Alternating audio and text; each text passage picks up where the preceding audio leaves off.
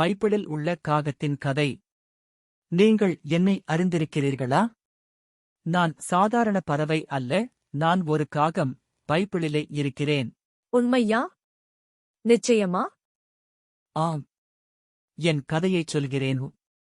நீண்ட காலத்திற்கு முன்பு உலகம் முழுவதும் தண்ணீரால் மூடப்பட்டிருந்தது.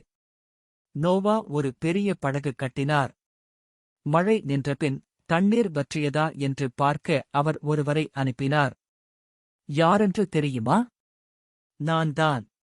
நான் தான் பெட்டகத்திலிருந்து முதலில் அனுப்பப்பட்ட பறவை. பூமி வற்றியதா என்று தேடி வானம் முழுவதும் பறந்தேன். முன்பின்னாக பறந்து கொண்டே உலகிற்கு வெள்ளம் முடிவடைகிறது என்று அறிவித்தேன். புறா எனக்கு பின்பு வந்தது, ஆனாலும் முதல் தூதன் நான்தான்.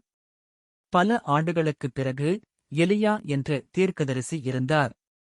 நாட்டில் மழை இல்லை, எங்கும் உணவு இல்லை. ஆனால் தேவன் என்னையும் என் நண்பர்களையும், காகங்களை எலியாவுக்கு உணவு கொண்டு செல்லச் சொன்னார். காலை மாலை எங்கள் அலகில் அப்பமும் இறைச்சியும் எடுத்து வந்து எலியாவிடம் போட்டோம். கற்பனை செய்து பாருங்கள். தேவன் தம் தீர்க்கதரிசியை ஊட்ட எங்களை நம்பினார். எனக்கு மிகுந்த பெருமை எது தெரியுமா? இயேசு கிறிஸ்துவே எங்களைப் பற்றி கூறினார். அவர் சொன்னார், காகங்களைப் பாருங்கள். அவை விதைப்பதில்லை, அறுப்பதில்லை, கூட களஞ்சியமோ இல்லை. ஆனாலும் தேவன் அவற்றை ஊட்டுகிறார்தோ. அதாவது, நான் தேவன் தம் அனைத்து படைப்புகளையும் கவனிக்கிறார் என்பதற்கான நினைவுச் சின்னம். காகம் புன்னகையுடன் சொன்னது, ஆம், நான் பைபிளில் வரும் காகம். எப்போதாவது என்னைக் காணும்போது நினைவில் கொள்க. தேவன் தம் படைப்புகளை கவனிக்கிறார், உங்களையும் கண்டிப்பாக கவனிப்பார்.